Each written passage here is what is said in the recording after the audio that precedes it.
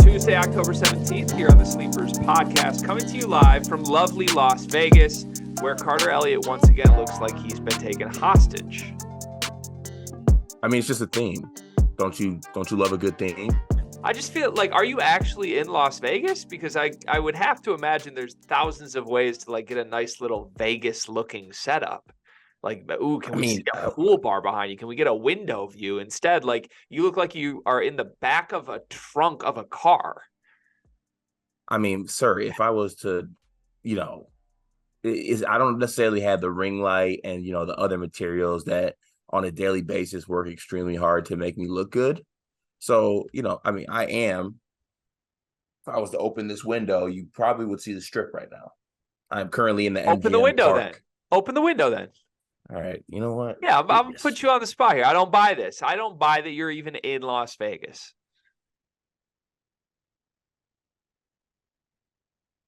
For those listening, we are getting the scroll of the window. We are getting some bright sunshine and what appears I do see a mountain backdrop. Okay. Yeah. I mean, it's pretty dirty window too, not going to lie. But I mean, I am looking at every hotel in the Strip in Vegas right now. Okay. All right. Yeah. Confirmed. Carter is in Las Vegas. He is not lying. That's a good note to start the week on.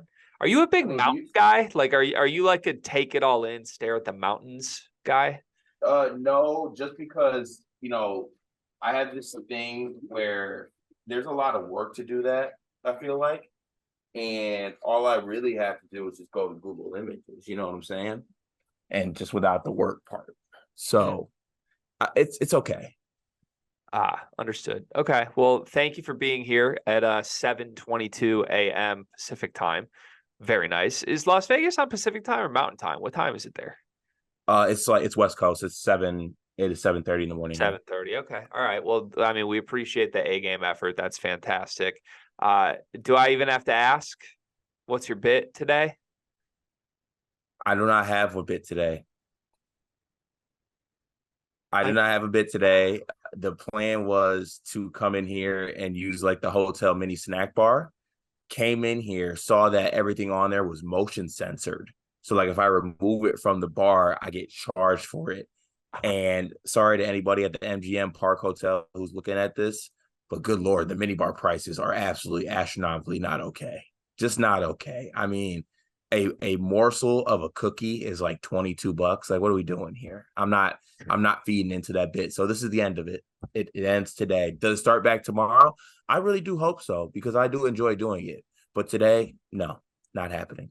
This is sounding a little bit poor. Did you have a bad night at the blackjack table last night? I did not have a bad night. I actually was on good husband mode, and I let the wife take main control of gambling funds. And I said, honey, go turn this into something. Go be great. She didn't go be great. I love her, but she did not go be great. All right. Well, credit to you as a coach, I guess, trying to let your star player rock. Sometimes shots don't go in, but hey, it was a great run.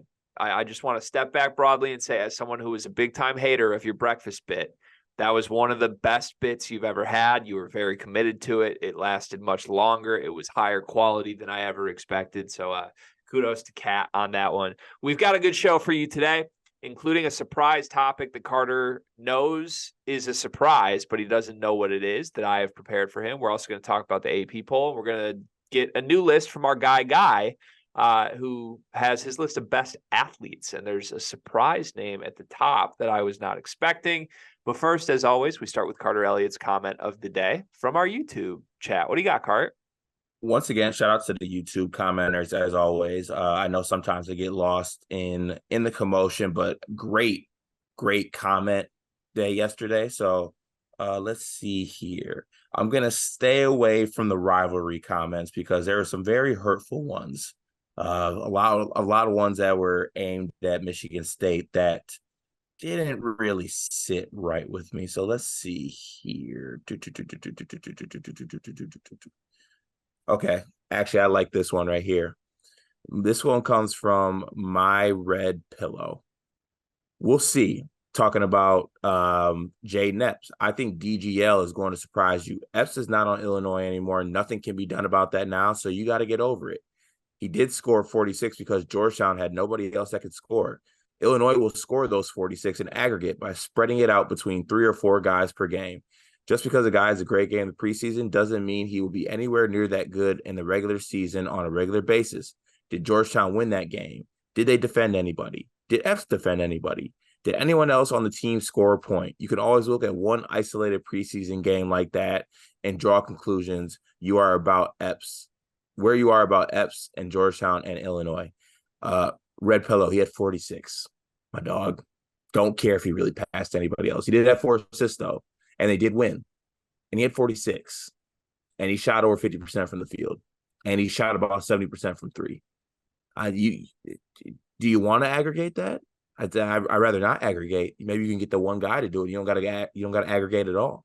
But I'd love to see how 46 points, over 50% shooting from both the field and 3, and the assist and the win are aggregated between the so-called Illinois guards. I think it might happen because I'm high on Illinois, but we'll see.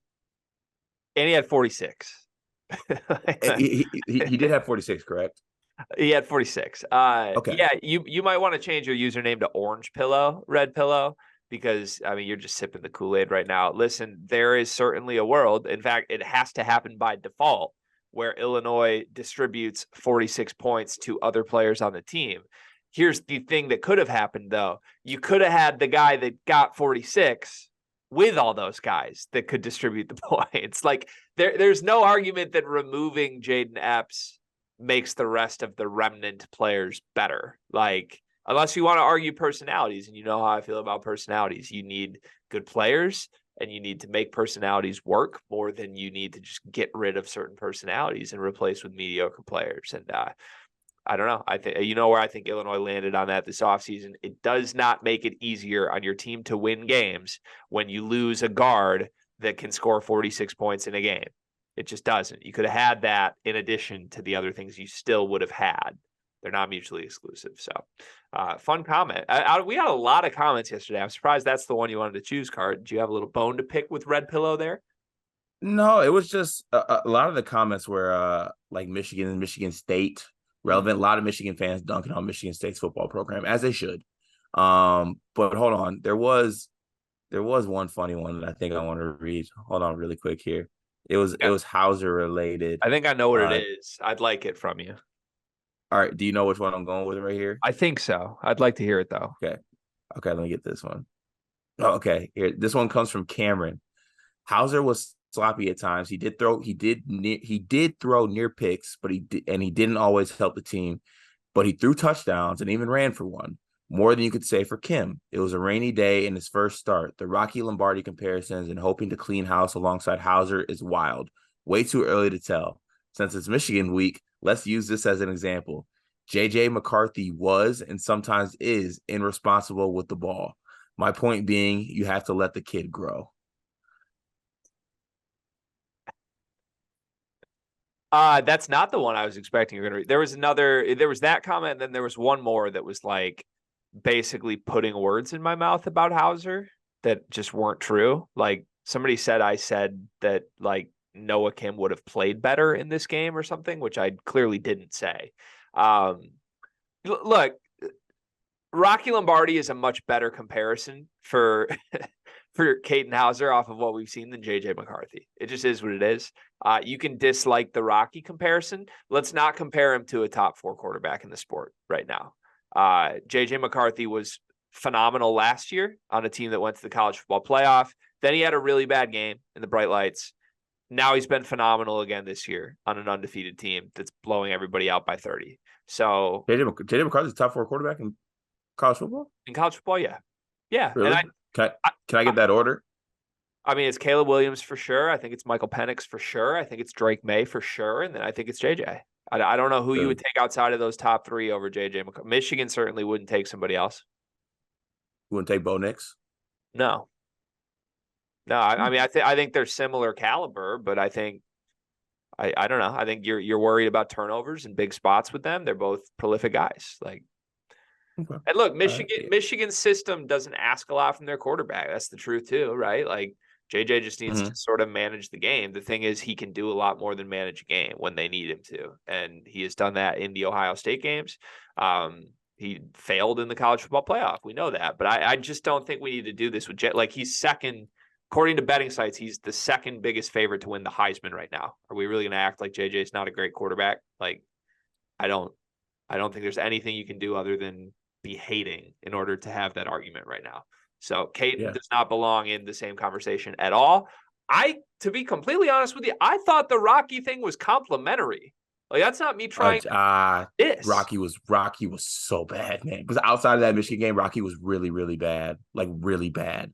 Okay, just know that my intent was not dissing with that. Like there's clearly a gap in how I view Caden versus I guess all of you guys think Caden's some nasty quarterback that no, not nasty, hasn't but shown that. Rocky was bad. And Rocky had a legacy game and some other okay games. Caden hasn't had a legacy game. I guess we'll see what Caden does against Michigan. Like, what do you want from me here? You want me to compare him to Kirk Cousins? What's he done? What's he done to compare to anybody better than Rocky Lombardi? Shit, what's he done? He hasn't even approached what Rocky did at Michigan State. So what am I supposed to do, man? Like, don't comp him? Yeah, played one full game, but I guess that's the only person you can compare him to. I don't want to talk about it. When does the small sample size end with him? Because for you, it was we can't talk about him until he gets a start. Now he got a start, and now that was only one game. Does it end at like 11 games? When can we actually? I didn't say it was only one game. I just said like it was. You just said it was only one game. You just said word for word it was one game. I said he's played one game. Yeah, so can we talk about him or no? I thought we already talked about it. Okay. I'm just confused. Okay, so I got it. So is it just 2 games? After Michigan, is it 2? After one game, his comp currently is Rocky Lombardi. Yes. After 2 games, is it still? It's been 2 games. Like, when is it no longer? It's been X games. When can we make a definitive statement about this kid? Maybe. I mean, how many games we got left? 6, I think. I think I'll give him like the rest of the season. Okay, so we got to give him a full season to make a determination of how good he is, or at least. I mean, I don't know. I guess if you want to do the game to game comparison, I guess you can give it as many games as Noah Kim had. Just tell me when you're ready, because it seemed like 2 quarters in we were ready to make a definitive statement about the other quarterback, but we need a full season. We need a full season for Kirk Cousins 2.0, I guess. I'm okay with that. We can do that. All right. Discord comments. Let's move to the Discord. I don't want any more quarterback talk. There's going to be more of it, man. There's going to be more of it. Just wait. Michigan, JJ McCarthy will throw 3 picks in the college football playoff, and we can talk about it. And you can have your college football moment this year. It'll be great. G jumped in and starts us off today. He says, it's bold of me to assume that Michigan State has 11 players on the field at all times when we have Ross Els on the coaching staff. That's probably fair. Pretty accurate. Very accurate. This is a very funny comment, but pretty true. Fam says, for me, bigger surprise, in my opinion, Cart's commitment to breakfast variety or the Discord's commitment to #steak talk, not a casual. I'm shocked by the steak discourse.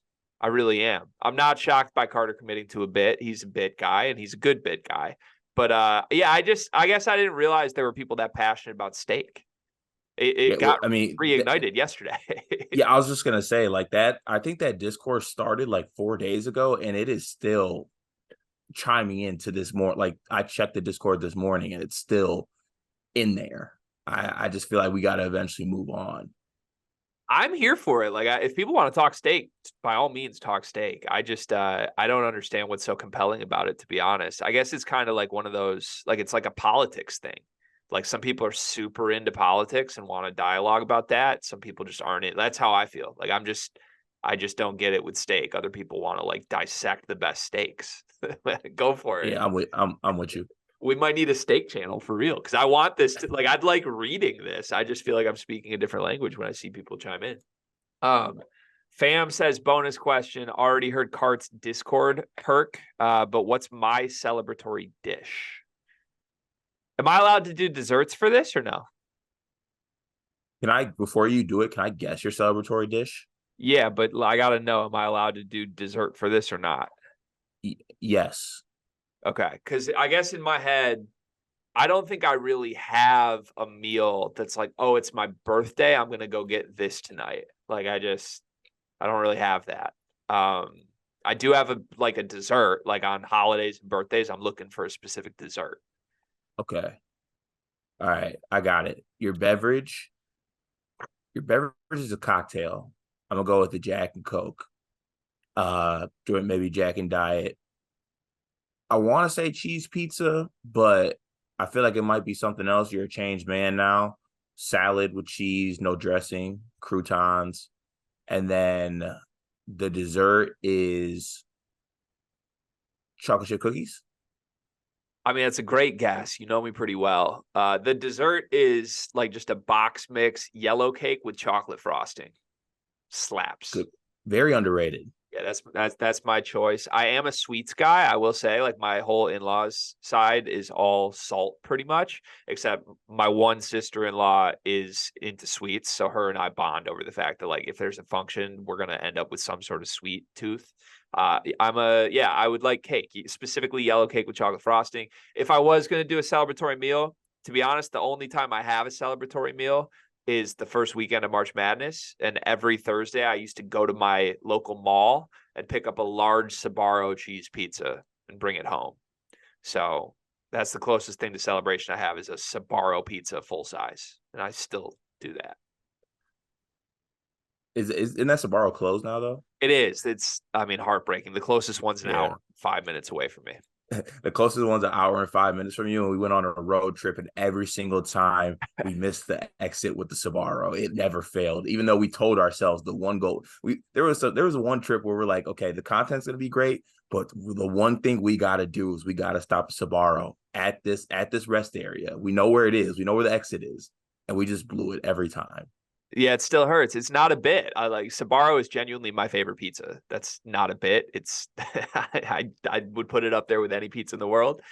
Crazy take, I know, but that's my answer. By the way, I skipped the comment from Ulamog who says he's low key surprised the breakfast bit lasted longer than the word of the day bit. Do you want to comment on that? Word of the day is kind of hard. It's really hard. It's really hard. Maybe because I'm not someone who can focus on something like that while I'm locked in on actually recording this. Yeah, I've just found myself tuning out to what you were saying, trying to like look for the word, and then I would miss like cues that I should jump in and talk on. So Okay. sorry, fun couple days with word of the day, but we have retired that bit. We've also retired the breakfast bit. So what do you think our new bit's gonna be? I mean, I'm firing it back up when I get the chance. Oh, okay, we'll see about that. Fam wants to give you some love. He says, Greg setting the table on the KenPom segment while Cart starts stretching and getting loose to fire off a take, comes in with the TI-84 comment is what makes this show great. Vets to the program just know it's coming, but man, it always delivers like a good steak. I do it for y'all, man. I truly do. Boom Fizzle 79 says, I want to know if Carter legitimately thinks Renault is going to be Indiana's best player next year. My jaw kind of dropped on that comment. I think Greg's did too. Absolutely. I thought you were kidding when you said that, but you were not. No, I truly think that Renault could be Indiana's best player. I think that with major minutes in the right spot with a correct four next to him, like I gave the scenario of Renault and Mbako as a front court. Like I think Renault in major minutes is getting you at minimum probably 15 and 9. Like I think that's what he's getting. Yeah. Really? That's so high. That's just so Yeah. high. I think he's getting 15 and 9. I think he has more of an ability to stretch the floor than people know. I mean, in limited minutes, I know we don't like doing the projecting like more minutes equals more, the allocation of shots arguments. Wait, We don't like we to do do that. like that. That's my biggest thing. You need opportunity to take a jump. But if some guy leaves, that's key. But guys left for Renault. That's what I'm saying. Okay. So, like, if you look at it, and I honestly believe this because in the Indiana games that I've watched, when Renault got long stretches, yes, he did look like a freshman at times, but like the body's there. He has some things in the post. I think he can actually stretch the floor a little bit. I'm not saying like out to the three, but I wouldn't like leave him at the elbow. I think he can stretch the floor more than a guy like Trace Jackson Davis. obviously doesn't have the athleticism or the passing or anything else with Trace Jackson Davis, but I think he, or even the height, because I mean, Trace Jackson Davis is like 6'11, 6'10, Renault is like 6'8, 6'9. But I truly believe that he could like carve out space and score the basketball and use his frame to overpower opponents. And if you look at it, like I want to say the last time I looked, Renault in I think like 12 minutes a game last year, 10 minutes, was like a 6-6 guy, 6-4, maybe. I think he played more than that, but I'm gonna look it up. Can I get a double check on that? Yeah, I can get you a double check. He was a 6-4 guy in 15 minutes a game. 15. Okay. That hurts me a little more. I needed that 12 minutes. That's also not that far off from what you're saying, though. Like that's really productive for 15 minutes. Yeah, like give that guy 25 minutes minimum. What does that look like? Okay, here's my thing on Renault. He's not a rim protector. He averaged 0.3 blocks per game last year. He was a high turnover guy in those 15 minutes. We say he can stretch the floor. He shot 25% from three. Let me check the attempts on that. He attempted 8 threes, shot 2 for 8 from three last year. I don't know about this. Is where I'm at. When I say stretch the floor, I mean like give me elbow. I'm not talking okay. three. So we're hoping your center can hit elbow jumpers. Okay. Mm-hmm. And he's undersized. I don't know. Like I said, I think if Renault's your 5th guy, you feel great about your team. If he's your best guy, you probably feel really poorly about your team. People know where I stand on Indiana this season, and people know where I stand on Indiana next season. They're a year away from being really, really good. This year, I don't see it. Also would just throw, like, Renault's in that group of Big Ten centers who are stepping into larger roles potentially, of like Terrace Reed, Felix Akpara, Pharrell Payne. Like there's a group of guys. It's kind of like you lump them all together. They're all talented, but you don't know what to expect. Just take situations out of it. Just take the players themselves based on what I saw from all of our road trips last year. Renault showed me the least of that group. And I feel like you and I saw different guys, because I feel like you're super high. Like you saw the light in a way that I didn't. And like with Akpara, at least, like I think he's a plus rim protector. He's a lob catcher. He's an athlete a little bit. Terrace Reed is like really mobile with a great frame already. And once he gets a little more muscle and a little less baby fat, I think he's an elite defender. And Pharrell Payne, we didn't see Minnesota in person, but like from the deep dive I've done and watching Joe Jackson stuff, like there's substance there quickly. I think he'd be their best player. I don't know what Renault is. I just know he's like a replacement level body. So, do you agree with me there on that stack rank? Like, I would have him 4th clearly out of those 4 as far as like future in this conference. And I feel like that doesn't track with what you're saying as far as he could lead him in scoring. Well, okay, but also, like, could Liam McNeely or maybe like Boogie Flan or another player lead them in scoring but not be their best player? Yeah, I guess that's true. Yeah, I don't know. I will say this, based on our trips, that's not what I'm basing like my Renault takes off of, because I do agree with you there. Like I did not see much there. But in other games, I saw him do things, especially if I could go back and like cut when he would get extended stretches with like when they sat Trace Jackson Davis. I just like see something there. Okay. And I could be completely wrong, but I'm gonna stay strong in feeling that way. I respect that. The cart tree here. You're taking your shot on a guy, and we'll look back 4 years from now and say whether or not that was a win or a loss for the cart coaching tree.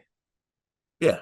By the way, I have an elite coaching tree. I just want to throw that out there. This came up in like in a closed door meeting last night, but I have a pretty nice coaching tree. Can we get some elaboration on that? Like content, my eye for content talent. I have a pretty good tree. Oh yeah. 100%. Yeah, I have a pretty nice tree. I just want to give myself some credit there. D-Rose SAT, who is our resident Indiana fan, or one of them, jumps into Boom Fizzle's question about Renault, and he says, it's plausible, but would obviously prefer someone with a higher ceiling as the best player on IU next year. He might be the best this year too, but I think his most likely outcome this year is to be what Julian Reese was, 10 to 12 points a game, 6 to 8 rebounds, with a little more of a perimeter game. I like that as a projection. That would be a good year for Malik Renault. Yeah, I do too. And just without the foul trouble. Yeah. Okay. Travis Nelson comes in. He says he saw another edition of Andy Katz's list having Trey Galloway at number 21 in top 10 Big Ten returners. He said the Galloway is no longer a glue guy, but a perimeter threat for Indiana. That's probably correct, but is that a good thing? No. I think that Trey Galloway will end up being, or to me, he fits this mold as like the classic. If you put him in a glue guy situation, you love him, your team loves him, coach loves him, everybody loves him. He excels in that role. He does great in that role. And if it's with a team that has other players around him and that can play winning basketball, it's like perfect. It's like if you could pick a glue guy to put on a team, I think Trey Galloway would be one of the players I would actually pick to be a glue guy on my team. If you have to look at that player in another role, if you're looking at Trey Galloway to be your go-to guy, your best scorer, like one of your best players, I just don't think that looks as good. I don't think that also leads to any sort of winning or winning basketball. And that's not saying that Trey Galloway is not a winning player or anything like that, but I think that he looks way better in a glue guy role. I think Trey Galloway could start. I think he could play 30 minutes on a really good team. I don't think he can be like second perimeter option, though. That's sort of my problem. It's like, I think Indiana's one body short of where they want to be. And that's if we're banking on Xavier Johnson being really good. But like, if you were to tell me Trey was just like a spot shooter, 3-and-D type, who was a fifth option at all times on the floor with two front court stars, a point guard and a shooting guard who can both do things, like Xavier Johnson, Hood Schifino, then Trey Galloway and two bigs. I love that team. If Trey Galloway is like going to run pick and roll and have to do stuff with the ball in his hands, I'm really scared about it. Also, I've been workshopping this. I think it's probably like a loud fart noise, Brad Underwood, like bad miss here. But I just want to throw this out in the world, just see how it feels. I'm workshopping Trey Go Away as a nickname if he's really bad this year. So I know, not great, but it might stick. Like if Indiana's immediately horrible, it might stick. If I was making a list of top 5 glue guys that I could pick and put on any team I want to, like, you know, bring a team together and make a run, Trey Galloway would make that top 5 list for me. I don't know what team I necessarily would add him to, but like I think if you add a Trey Galloway type player to a really good basketball team, and like Trey Galloway's like that, I don't know, 5th or 6th guy who, like you said, is playing major minutes, I think like that looks really good. And, you know, we talk about Trey Galloway in a great light. I want to make a trade here. I want to put Trey Galloway on Kansas, and I want Kansas to send back their worst guard. I'm trying to think who their worst guard is. Is all they have Elmarko and Dewan? Is that it? Yeah, Elmarko and Dewan and Timberlake. I thought they had a third off the bench, not the Raven. Furphy doesn't count, right? No, I thought they had like just an end of bench guard that kind of had something that wasn't Arterio Morris, but maybe they got McCullough. They're thin. They are shallow at the guard spot. People have this team number 1 in the country. Good Lord. Maybe like, can we do like Elmarko Jackson for Trey Galloway? You know what? Elmarko Jackson and Kevin McCullough for Trey Galloway and one of the 3 bigs. I don't know which one. Mbako? I mean, it might have to be Mbako, but then Indiana's losing that trade. I don't know. Let me workshop this a little more. But Trey Galloway would be really good on Kansas. Booby is in the house, and Booby has his player of the day 6, Xavier forward Lazar Djokovic. Djokovic is a freshman, 6'10", coming off a good FIBA tournament where he averaged 15, 7, and 3. He will 100% get a good amount of minutes for Xavier because of the lack of depth, who is capable of being a 3-level scorer. Lazar Djokovic, name to watch. When I hear 3-level score, my eyes really perk up, my ears perk up on that one. Just to let that be known. I like the shout out. Xavier's going to be really bad this year. I think they are. Yeah, I'm pretty afraid of Xavier's roster, but I trust Sean Miller. That's the thing. Like I trust Sean Miller. I trust Davion McKnight. And I know they got some other guys, but like they lose their 2 best bigs. And Sule.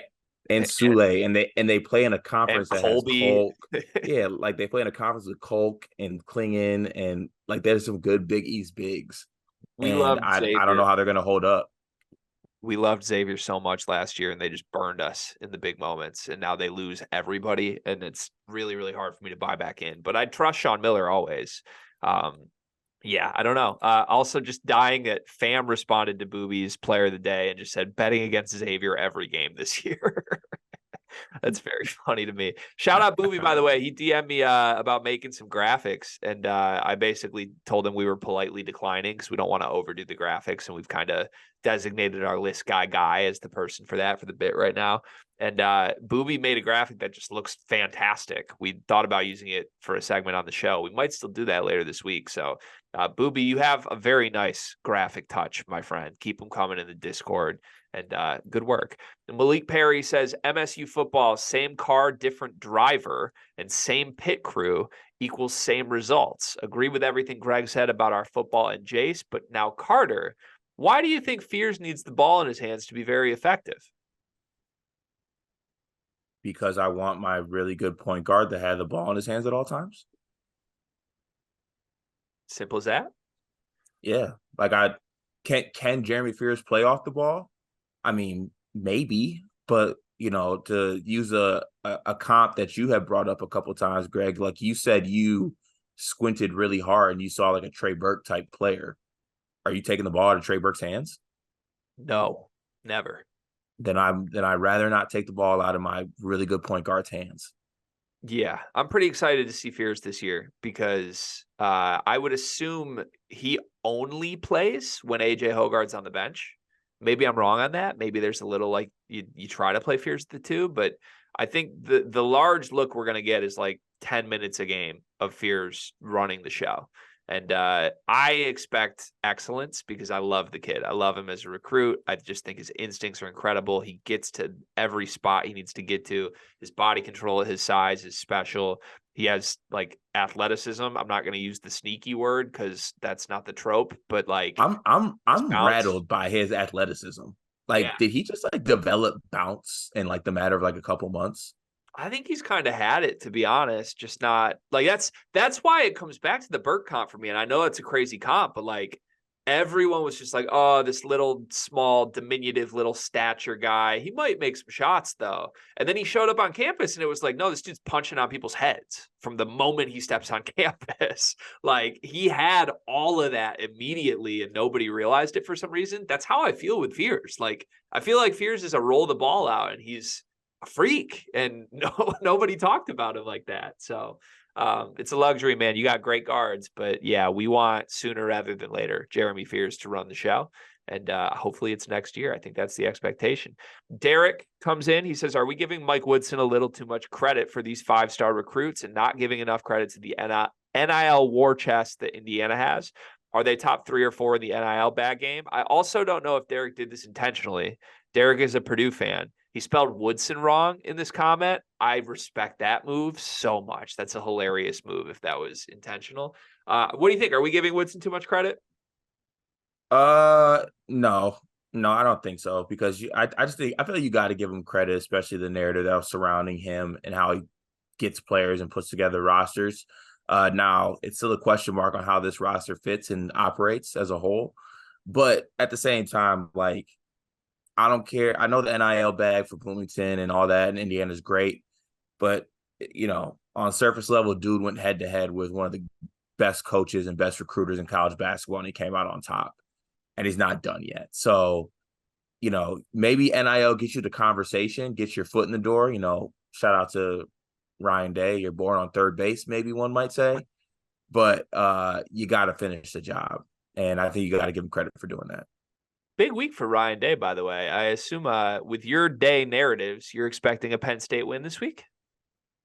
And a little sneak peek to the newsletter. Penn State plus 4.5 will be on the newsletter. Okay. Interesting. Johnny Martin, friend of the show, said he had a gift for me. He texted me like at midnight last night and said, I have something for you. And I said, what is it? My bad. I fell asleep this morning. He sent me a screenshot of a massive bet on Penn State plus 4.5. So I don't know where that's coming from, but it has me intrigued. Yeah. I don't think we can give anyone too much credit for going up against Bill Self and winning a recruit. Because if you want to say, ooh, it's the NIL bag, you know who also has NIL bags? Bill Self. He has the deepest NIL bags in the world. So if you're beating him head to head, you're doing something right. You deserve a ton of credit. And then final comment of the day, fam says he'd be very interested in an NIL top 10 bag list, paging Guy. We might be able to work with a certain pseudonymed insider on that. I feel like he might want to contribute to that list if we were going to put a list out. That could be fun. I think we could, and it'd be a fun list to look at. Because I always ask myself, wondering that, like, people ask me, like, what's Michigan State's NIL situation, and I really have no clue. Yeah, let me work on that. I think at some point we can roll that out. That would be fun before the season. So good idea, fam, and good idea, Derek, for inspiring that comment from fam. All right, thanks to everybody in the Discord. Another great comments day. If you want to join the Discord, the link to do so is in the description. It is $9.99 a month. Carter, give a quick 20-second plug on joining the Discord. Yeah, I think now is the exact perfect time to get into it, because I feel like these past couple of months we've done a good job of just we kind of worked out some kinks. I feel like these past couple of weeks we were able to learn some things, do different channels, have some cool things planned out. But I truly think during the basketball season, this thing's really going to ramp up, and you're going to find that it's a great place to not only connect with us and connect with a community of absolutely crazy college basketball fans, but also you might have access to one of the greatest college basketball, daily picks members in the community. Maybe have some access to that. So if it's not for that alone, being a part of the community, I think, is really, really cool. And look, for $9.99 a month, I truly think that I would guarantee that if you give it a shot, if you give it a month, you'll come back. The Sleepwalkers retention rate for members is really, really good right now. People are sticking around because I think once they get in there, they see what we're talking about, and you can see for yourself how great it is. Yeah, I think we're at about 98% retention rate, and the only reason we're not at 100 is because I insulted someone's age without knowing it was their age, like directly. Mm-hmm. So that's a freak accident. So yeah, join the Discord, and maybe I'll insult you personally without knowing it. Maybe I won't. Either way, it supports us. We would love it. Link to join in the description. 3 topics today, Carl. Let's start with the AP poll. It dropped. This is our second straight day of doing a poll-based segment. We did KenPom numbers. Now we're doing the AP poll. Obviously, there are some large differences between KenPom and the AP poll. I would assume you feel better about this. They have Kansas at number 1, Duke at number 2, Purdue at number 3, Michigan State at number 4, Marquette 5, UConn 6. Our Creighton is down at 8, Florida Atlantic at 10. Nothing else super relevant here to me. Kind of consensus, kind of what we expected. Illinois is the only other Big Ten team on the list. They come in right at 25. So Big Ten very close to only having 2 teams on this entire list. Wisconsin was the first team receiving votes. Maryland also in the mix with 34 votes here. Wisconsin got 53. Indiana got 3 votes as well further down the list. Do you like the AP poll? Do you care about the AP poll? I do. I do care because selfishly, it feels good to be a top 5 preseason team. It does, because I think it comes with expectations that Michigan State basketball hasn't had these past couple of years, and I'm sick of not having expectations. Like we're a poverty program. I want to have some expectations, and I think we have those this season, and it'll give us a good jumping off point to judge ourselves on. Can I pivot and ask you a question on this? Sure. You pick one team that's inside the top 10 that finishes outside the top 25 by the end of the season. Who would it be? Ooh, all the way out of the 25? Okay, that's aggressive. Let's say finds themselves in the 20 to 25 range and or out. I think there's only 2 on here that I could foresee that. No, 3. No, 4. I've talked myself into 4 teams that could fall. The most likely is Florida Atlantic, who is 10th on the AP poll. They're like in the 30s, according to the computers, whether it's KenPom or Evan Mia or wherever. Obviously, a clear discrepancy. A lot of Final Four boost there for a team everybody loves. Everybody wants to root for Florida Atlantic, right? Is there any chance Florida Atlantic's actually the 10th best team in the country this year? I don't think so. They're a good team. They're a very good team. They won 4 games. Let's not do the whole overreact to March stuff again. And we are doing that with them. But yeah, I don't see it. I think they're more like a fringe top 25 team in my book. The others, I'll just rattle through. I think Houston could theoretically fall outside of the top 20. I think that there is going to be an adjustment in the Big 12 for this team. Houston last year was a great team that had its fair share of struggles in the American. You and I know that because we bet on them constantly. And then they would just be in a 2-point game with Temple with 5 minutes left. You can't do that in the Big 12. You can't go up against Baylor and bring we're going to beat Temple by 2 today effort. And also, I don't love Houston's roster as much as the past 4 Houston rosters. I think they're really missing a front court star here. And their guards are good. Their guards aren't Marcus Sasser, though. So it's impressive they ripped LJ Cryer from Baylor, but I do think there will be an adjustment and would not be surprised at all if they drop into 20 to 25 range. The other 2 are more stretching imagination here. There's absolutely a world that Michigan State is just the same team they've been, though. There is a world that happens. I wouldn't bet on it. I'm expecting the leap, but there's a world. There's definitely a world. And the last one is the preseason number 1 team in the AP poll cart. There is a scenario where Kansas implodes. And I've talked about that scenario, but even just in the comments today, when we were realizing they only have 2 guards on the entire roster, that's scary. What happens if something happens to DeJuan Harris? What happens if something happens to Elmarko Jackson? What do? They don't really have, are they running Kevin McCullough at point?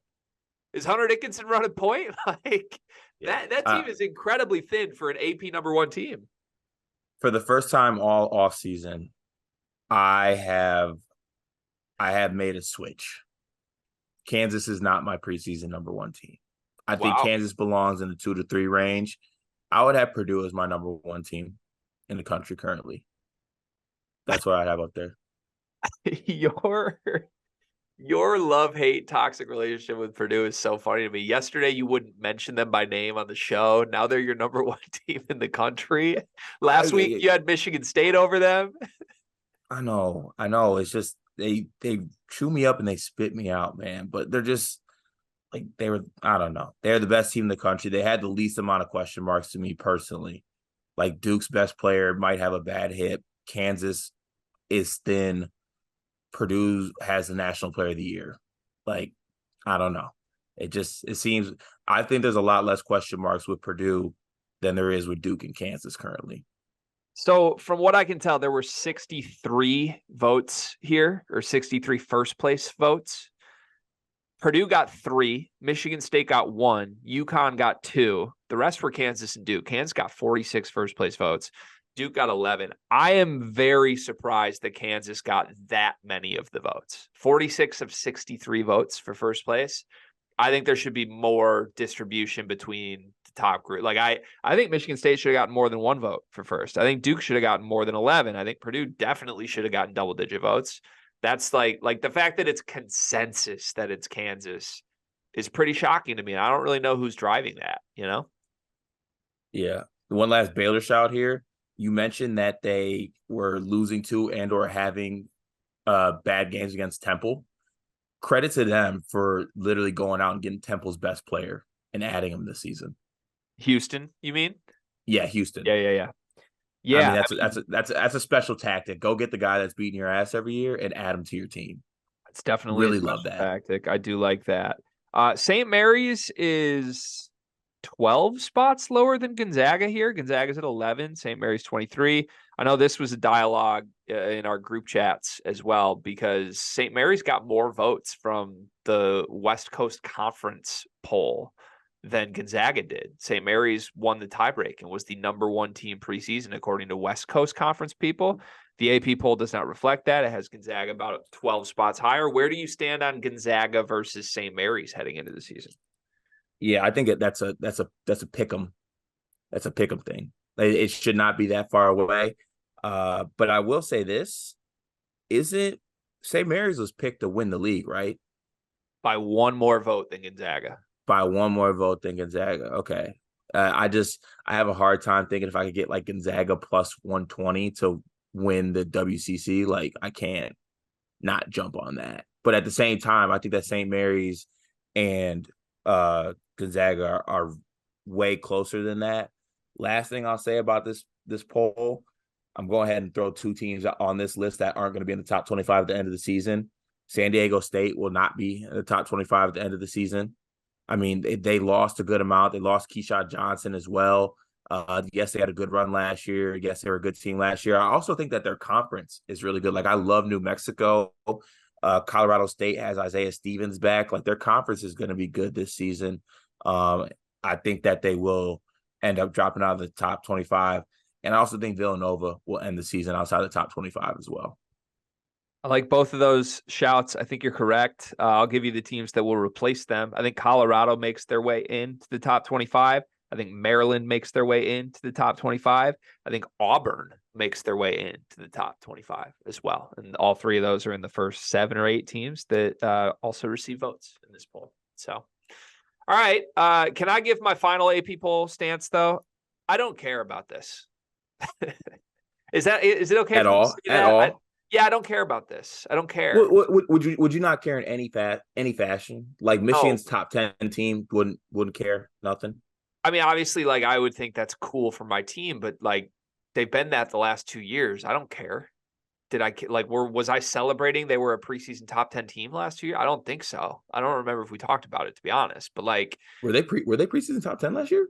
They were one of the last 2 years. I think it was 2 years ago. They were preseason. Yeah, 2 years. Yeah, top 5. Last year was top 25. But okay, I just like that's like I don't care. It's not cool. Maybe I'm shaded by the fact that my team keeps underperforming. But like, in as far as the preseason poll stuff goes, I'm way more interested in what computers say. And I know like we're not a math podcast. You don't care about KenPom, whatever. Like, at least there's like reasons there that are quantifiable.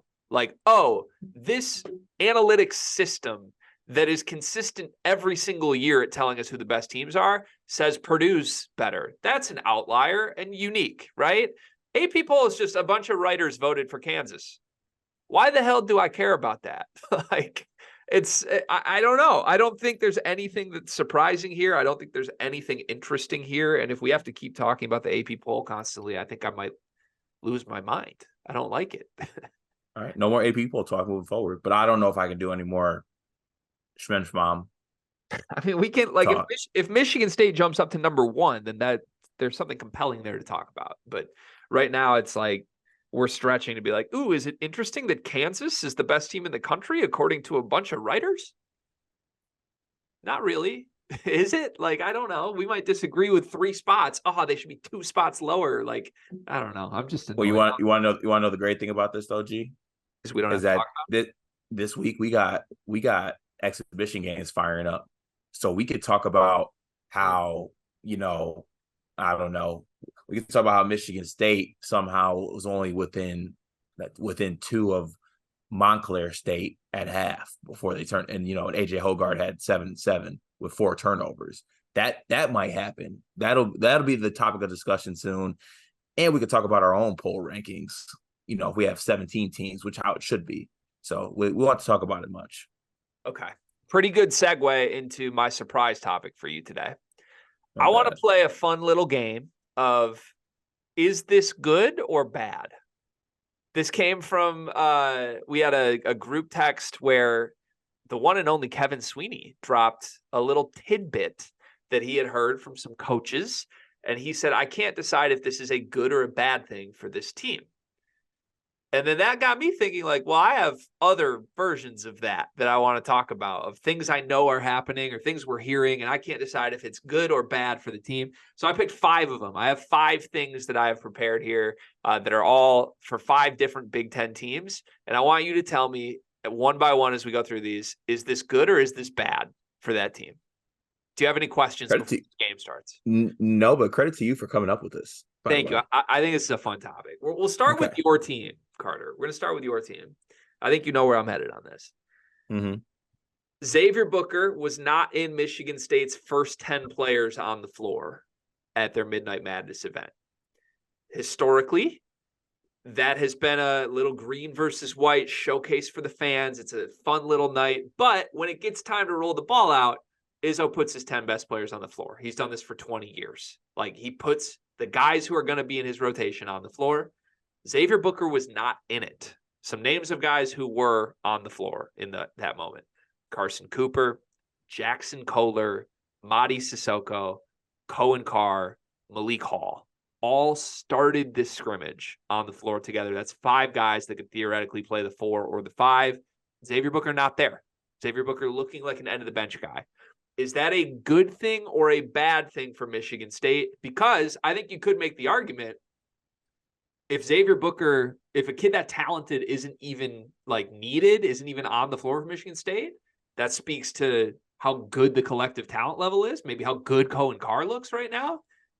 Or you can make the argument this is some classic Izzo. He's got the All-American, the McDonald's All-American at the end of the bench. Is that good or is that bad for Michigan State? Bad thing for Michigan State.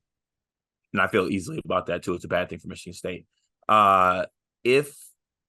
If Xavier Booker is not able to prove that he's better than the options that we have, I think that's a bad thing for Michigan State. And granted, I do see the argument that the other guys are playing so well that they're better than Xavier Booker. But I said it many a times on this podcast before, Xavier Booker raises the ceiling of this team. Xavier Booker needs to play well, I think, and be a major factor for this team to be successful. If this team wants to, and to quote you and bring up the thing I hate to hear you say, if this team wants to avoid another season of losing 13 games, Xavier Booker needs to be a contributor on this basketball team. And it's a bad thing that if we thrown out the 10 guys there, that he was not one of those guys. I'm very interested to see this Saturday. There's another green and white scrimmage at 2:30 before the Michigan State football game. Interested to see what that looks like. But yes, I think it's a bad thing. Xavier Booker needs to play and be on the floor. And it definitely doesn't make me feel good that he was not one of those 10 that was out there to start. How many games did they lose last year? 13. How many games did they lose the year before that? 13, I think. How many games did they lose the year before that? Was it 13?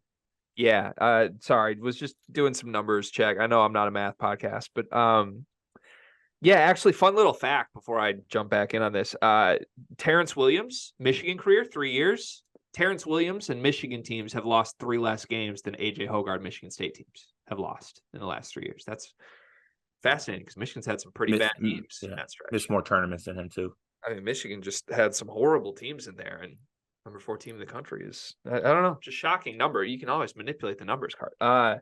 Yeah, I think this is bad too. I also think it's going to change though, in theory. Like, I think even if November 10th or whatever it is, like, he's not there, then I think by the end of the year he gets there. But also, like, there are rumors of an injury in the Michigan State front court right now that could open the door a little quicker. Now I don't have anything confirmed on that, but the rumor is that Jackson Kohler was seen in a walking boot.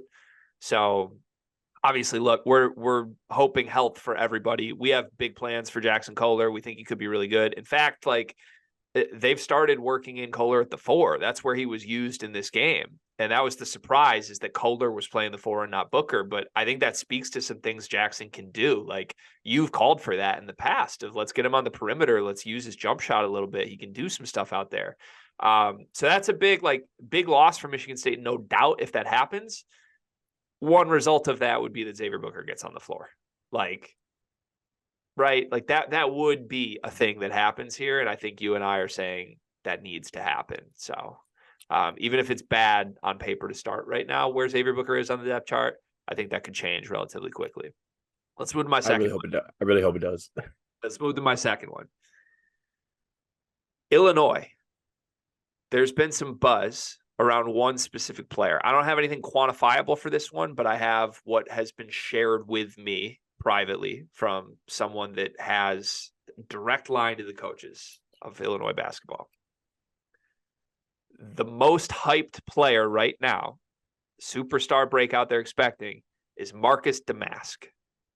Is that good or is that bad for Illinois? That when you ask the Illinois coaches, hey, what's going on? Who's looking good? The answer every time is Marcus Domask. Bad. Yeah, I think that's bad. You need Damas to contribute to this team. You don't need Damas to be the best player on the team or the breakout player on the team. You just need him to be uh honestly, you need him to be Matthew Meyer with better habits. That's really all you need him to be for this basketball team. Because you have such a great wing guard in Terrence Shannon. You don't necessarily need Damas to be like the breakout guy.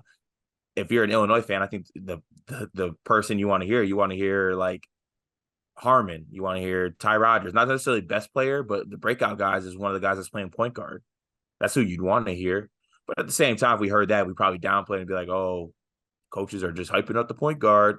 But it's interesting that Damask is the player that they're referring to. Do you feel the same? Are you with the bad? That's a bad thing.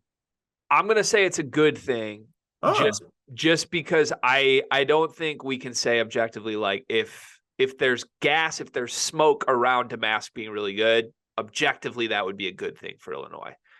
Would I prefer it's a different player? Absolutely. Would I prefer the smoke is that Ty Rodgers looks like an all Big Ten player or DGL looks like an instant impact guy?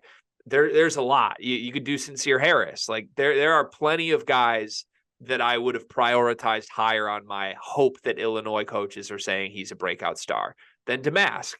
It's still objectively good if Damask is really good. Now, again, I think this all could have happened. Like if you're getting smoked that Damask is really good and Jaden Epps was still in the backcourt, then we're talking about Illinois totally different. So Damask doesn't fix the holes, but on paper, not a bad thing whatsoever for Illinois that there's some smoke that Damask is really good. And hopefully we get to talk about that because that is the rumor we're hearing right now is like Damask looks very, very good for Illinois.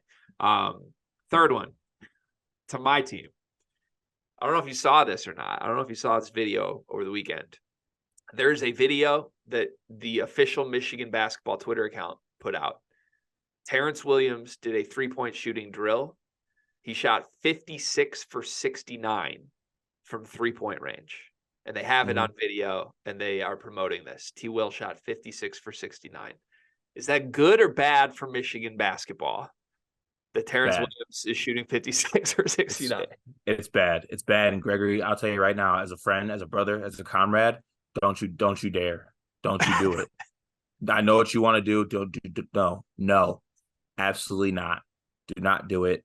I would take every single fiber of my being to bet that man shoots atrocious from three this season. But like that doesn't make it bad that he's making shots now, right? Like how is it a bad thing that he's shooting well right now? That's not bad. So it's good. I'm not saying it moves anything for Michigan.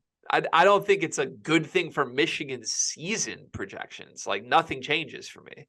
But it's not bad. It's definitely not bad. Like I've seen this Michigan basketball Twitter account put videos out of Hunter Dickinson missing threes in the past. That's bad.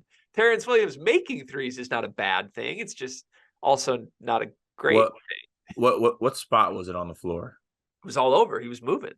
Oh, he's moved. Okay, so he had rebounders, and he's going around the world. He shot 56 for 69 from three. Did you count it yourself? No, they put the number out. They only showed three of them, and one of the three was a miss. By the way, wait a second. Hold on.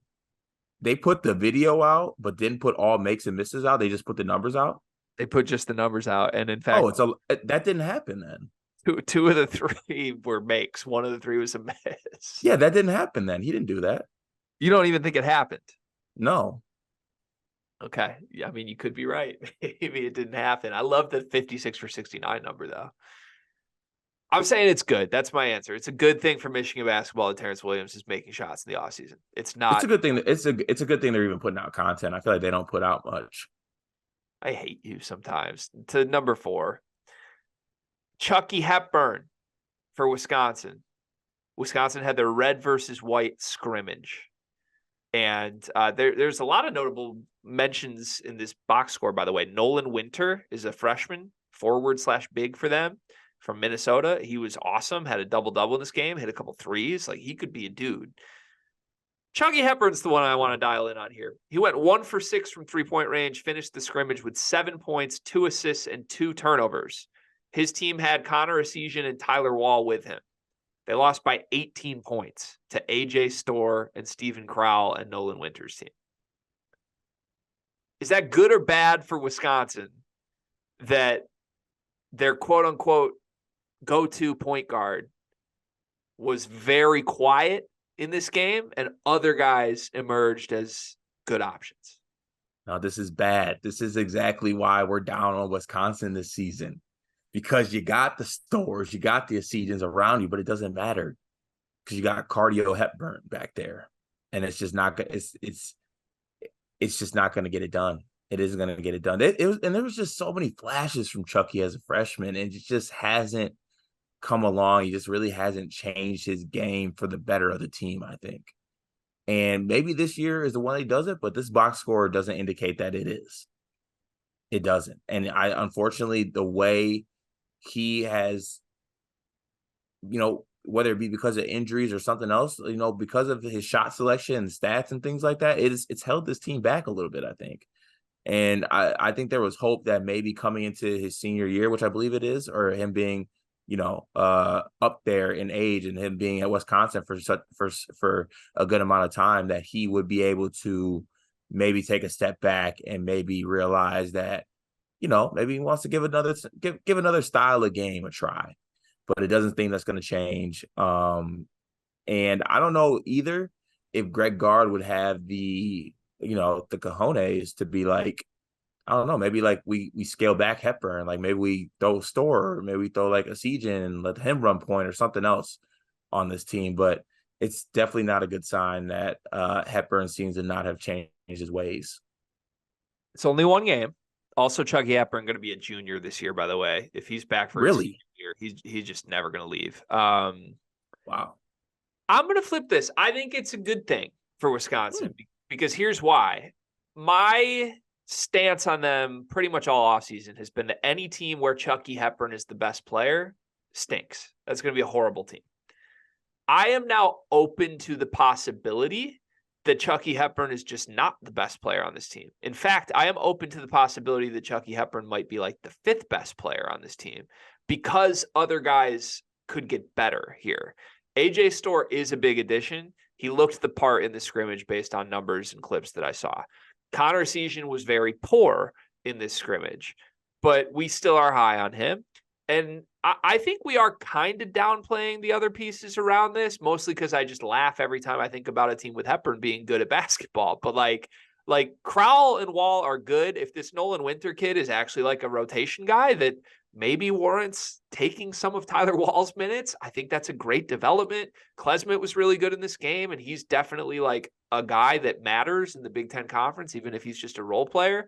Honestly, back to our Trey Galloway like role player conversation, give me Klesmit over Galloway 10 times out of 10. I know that might be a little controversial, but that's gonna shake the room. I like Klesmit. I think he's good, man. I just think there's now a path for Wisconsin this year that asks Hepburn to do way less.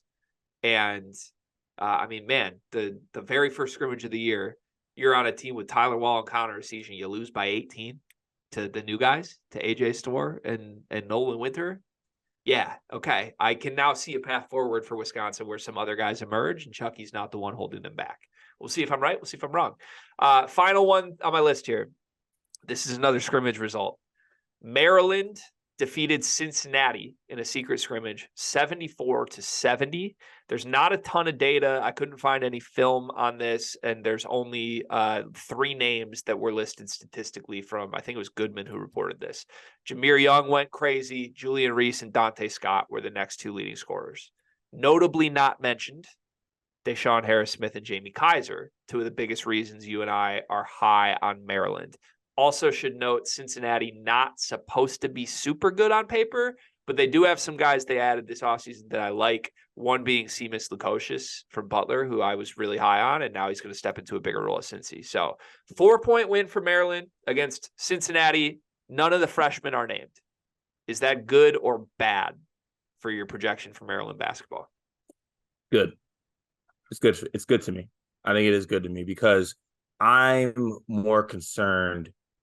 I'm less concerned about what Kaiser and Deshaun Harris-Smith are going to do. I'm more concerned about the consistency and the play of guys like Scott and Reese. And I'm not saying that I don't think those guys are going to be good. I do think that Reese is going to be good, but I think that Dante Scott is one of those like needs to find consistency players, like to relate it to Michigan State, a Malik Hall type thing. Like you just want some consistency from Dante Scott and for him to find kind of level ground where he just kind of is taking a dip by a little bit every single year as far as like shooting percentages and things like that.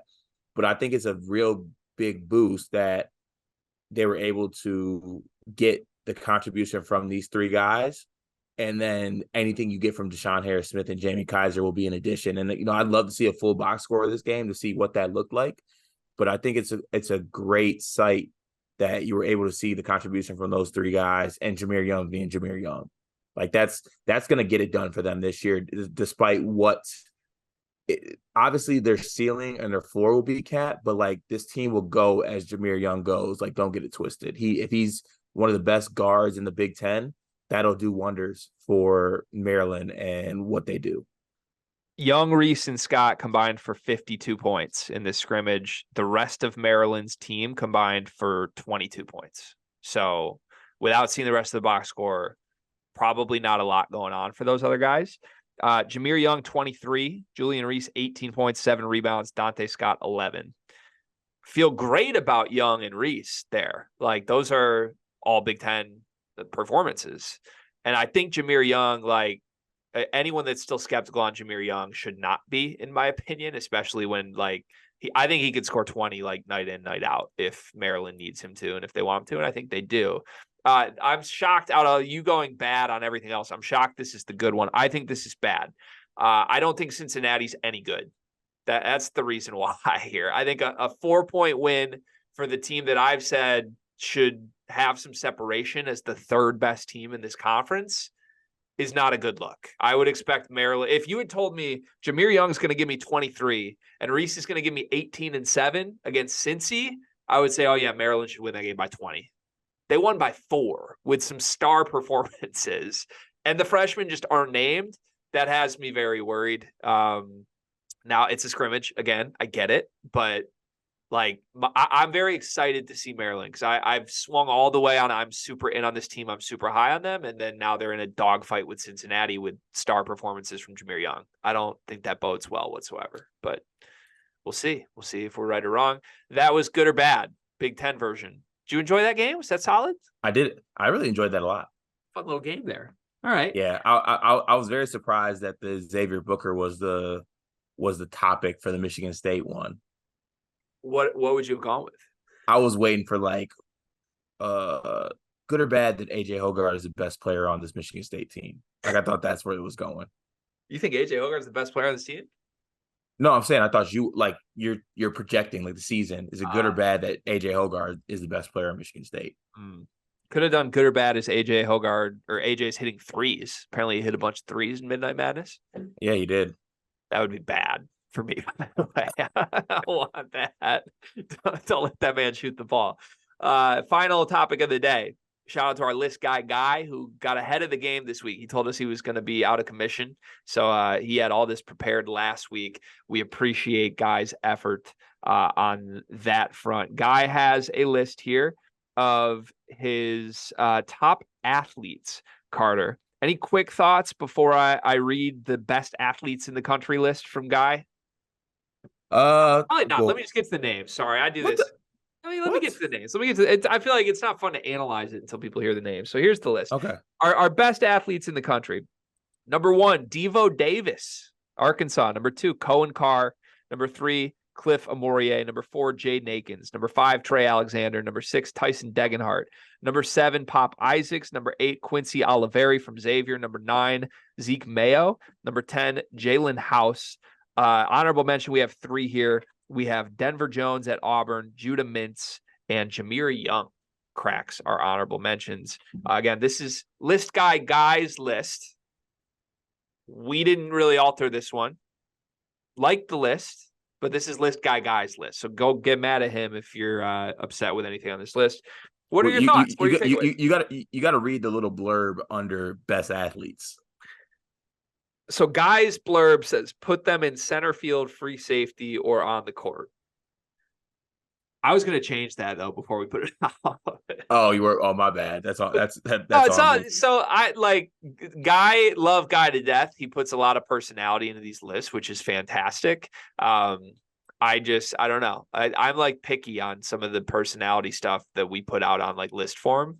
For some reason, I'm not with video, but that's no shots to Guy. I laugh every time I read Guy's little sublines here, and then I usually change them because I'm an asshole. So anyway, Yeah. Guy's best athletes. What do you make of this? Cohen Carr is not number one. Yeah, love Guy. Devo Davis should not be on a top 10 athlete list. I Yeah, love Guy though. he's a great No, he should. athlete. He's a great Is he? athlete. Yes. Yes. Sorry, I'm Like chewing we're an ice cube, but yes. no, that's okay. I think that after everything that's been released, there shouldn't be a list where Cohen Carr is not number one. He shots up. That kid's a freak. Like a legit freak athlete. It's insane. He needs to be number one. Yeah, he's That's one of one. that's That's my thing too. Is he's just one of one. Like there's best athletes that aren't Cohen Carr, and then there's Cohen Carr. Like we probably should have done the list that's best non Cohen Carr athletes if we really want to have a dialogue, because there's just no world. And Cohen wasn't originally on this list. We had to tell list guy, hey, you're gonna have to put Cohen Carr on this. So he slotted him in at 2. We told him put him at 1. But a little executive authority decision from list guy. But we said, because he sent us this last Thursday, we said put Cohen Carr in that day, and then he proceeded to show up that day after on Friday, and he might have heard the noise, he might have heard the rumblings or something, and he solidified himself as the best athlete in the country. Yes, 100%. Jaden Akins at 4. We really doing that? I mean, I'm not mad at it. Of course you're not mad at it. He's top 4. I mean, Jaden Akins sat at the little media day thing for Michigan State, and they asked him like, "You or Cohen Carr? Are you the same type athlete?" And he was like, "No way." Like, there's got to be some guys who are at least willing to jump with Cohen Carr on this list, even if they're not as good at it. Jaden's like, he's way better than me. I got his autograph. Like, I don't know. Yeah, I mean, I'm just happy to see that there's 2 Michigan State players on this list. I think that makes it a great list. You think any Michigan players would make a shot at this list? No. Actually, Trey Jackson's a pretty good athlete. You got to give him that. No, I don't have to give him that. I'm not going to. Don't? No, okay. I don't have to. There is a Big Ten name I think should have been on the list. It's a freshman. You want to guess? Big Ten freshman that should have been on the list. Huh. Big Ten freshman. No, who is it? Miles Colvin. Freak. He's a freak. Yep. That's a good one. That's a good shout. Yeah, actually, I love Jaden Akins. Miles Colvin deserves to be on this list over Jaden Akins. Yeah, I think Miles is a better athlete than Jaden. Both good athletes, don't get me wrong. But that's kind of, I think my larger takeaway from this version of Guys is I don't think there's a bunch of great athletes. If this is an accurate list, I don't view many of these guys as like supreme athletes. Great basketball players, but like I don't view Trey Alexander as a freak athlete. I don't view Cliff Amorier as a freak athlete, and that's see. I was just about to say, I think I might throw Cliff in the freak athlete category. Okay, I guess. Like he's 6'11", 245, not an inch of fat on his body, and can jump out of the gym. I guess. No, you're not. I think it's true, but like, aren't there a lot of Cliff Amoriers? Athlete-wise, like going back the last decade, I feel like there's probably hundreds of Cliff Amoriers that have played college basketball. Yeah, but we're not looking at we're looking at this season, which makes me think it's a down year. Like that's just, okay. There's Cohen Carr, and that's it. Everybody else is like replacement level good athlete to me. I feel like maybe I'm just being down on it. But Judah Mintz should be in the top 10 too. I think ACC Player of the Year. Pick Judah. But also he is a freak athlete. Do you like Jalen House on this list? No. Do you like Jameer Young on this list? No. But can I keep going? Do you like Tyson Degenhardt on this list? No, I don't. But I also don't like Pop Isaacs on this list as well. But I think that Devo Davis, Pop Isaacs, Jalen House, and Jameer Young all go in a certain category. I just don't know if it's best athletes. I think it's like best I don't know, best Patrick Beverly defender or some type of play on that. Okay. Yeah, I was saying this to you offline before we clicked record today, but I'm kind of interested in coming up with new topics for some of these lists. I think Guy's doing a fantastic job. Don't get me wrong, he's crushing. But I think the next one he's made for this week is top 10 passers, and I feel like that's really just like counting assists, honestly.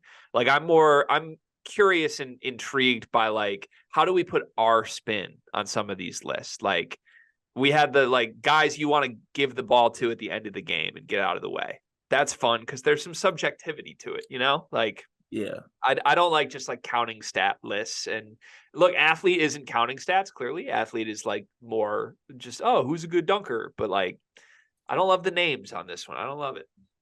The only reason I wanted the passers list to come up is because I think the best passer is on that list, and I don't think it would say who it is. I also think there's a player on that list who's going to end up being the best point guard in the country, Oh, and, interesting. and it's not who you think. You think But it's you think it's Elliot Cadeau? I do. Yeah. I'm dialed in with you. Yeah, we might need to do point guard still. We probably will because Guy's out of commission. He made the list. My UNC hype is off the charts right now, Gregory. It is. I'm sorry. What was Riley Davis's quote? Cadeau's a dude. Cadeau's a pro. No, he said Cadeau's a pro. Cadeau's a pro, man, or something like that. I made a graphic about it. He didn't like the graphic. Okay. All right. Well, shout out to Guy. We love you, Guy. I don't remember where you are this week, Guy, but I hope wherever you are, you're having a great time. And thanks for your list of best athletes. Cohen Carr should have been one, though. Massive mistake. And at least we'll get some engagement out of it. Devo Davis over Cohen Carr, man. It's really going to open myself up to something. Yeah. Blame the list guy. By the way, this has nothing to do with any of the topics that we've done today, but I just want to mention it quickly. Did you see the Sky Clark video he put out from Louisville scrimmage? What? Yeah, I did. Did you watch it? Yeah, I did. Did you come away with the same two takeaways that I came away with? I think the one takeaway I came with is that there was no finishes on anything. Oh, okay. That wasn't one of mine. I have two takeaways. One, I think Sky Clark was looking great. I think he was looking like a hooper and doing his thing. The handle was there. Some of the shot was there. He just looks like I expected him to look. Love that from Sky. Also, Sky has not changed. He's still ruthless. This man cut up a hype reel of himself absolutely cooking his teammate and put it in slow-mo and like ran the clip back like from his personal, not even from Louisville. Like he literally like dropped his boy with a crossover and said, let me put that to Twitter immediately. I love that. It's so ruthless, and he's the only player in the country who would do it. I love it. I love the whole Sky Clark experience so much. So shout out to Sky. Go watch his highlights from the Louisville scrimmage if you'd like to see them on Sky Clark's Twitter. Let's go to one big thing presented by Big B. You're in Las Vegas. I can't get over that. It's incredible. What's your one big thing today? Easy one big thing today. Slot machines are a sham. Absolute sham. If you're going to come to the casino and you're going to gamble, play a table game, play something with a real person, play something that you can see something. Don't fall for the flashing lights and the bells and the sweet, fun, loud machines. They're a sham. It's like betting parlays and, sports gambling. Yeah, it's fun. Yeah, it's exciting. Yeah, it's a rush. But when it comes down to it, not the most profitable thing to do. Stay away from the slots. Learn how to play yourself a card game. Start with blackjack. Work your way up. I suggest craps. Roulette's also fun. But stay away from the fun, shiny, loud slots. Does that go for the Monopoly slot too? It does. Because I love the Monopoly slot. It goes for the Monopoly slot as well. That hurts. I feel like that's the one exception. I love going to the casino with you, by the way. It's been rare. What, 2 times in our life that we've been to a casino together? Great time, both times, though. Yeah, we need to run it back. Yeah, we do. Make it happen. I think we're visiting y'all in December for dinner. I think we need to make that dinner at Gun Lake Casino. I mean, love that Meg and Mal have planned out months in advance because with your travel schedule, it's difficult. Yeah, it's ass. It's great. I respect it. Okay, my one big thing today, you already know this, but just want to speak on something personal that happened to me this weekend. I got asked to officiate a wedding. The Discord knows about this already, but I was like completely caught off guard, and I would say very emotional experience being asked to do that. Like pretty humbling. Not something you ever envision that someone's ever going to give you an opportunity to do in your life. Like it feels very rare to me. I don't think there's many things that have happened to me in life that are so unexpected in a sense of I never thought that could happen. Like I think about my life a lot, and I usually think of all the various outcomes of things that could happen. Never once thought like, oh, I will officiate a wedding. Just never thought of it. And one of our best friends, shout out to Becky and her fiance Andy, asked. We were at the bar, just a little get together, had some friends in town, and she came up. I could tell she was making some weird eyes. I'm like, what is going on? She comes right up and just point blank asked. I was like, what the hell? This is incredible.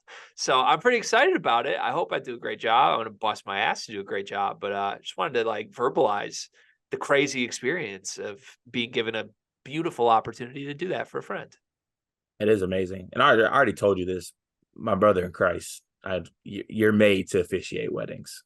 You're going to be special at that. Like you're good with the words, you're good with the presence. You're going to be, I'm elated to see the fit as well, because I feel like, yes, you're going to wear something to the wedding, but I feel like now that you're officiating the wedding, like you're really going to show out, making a quick early push for you showing ankle with whatever you wear. But yeah, you're going to be special officiating this wedding, and I'm going to need footage, I think, too. So let's make that happen.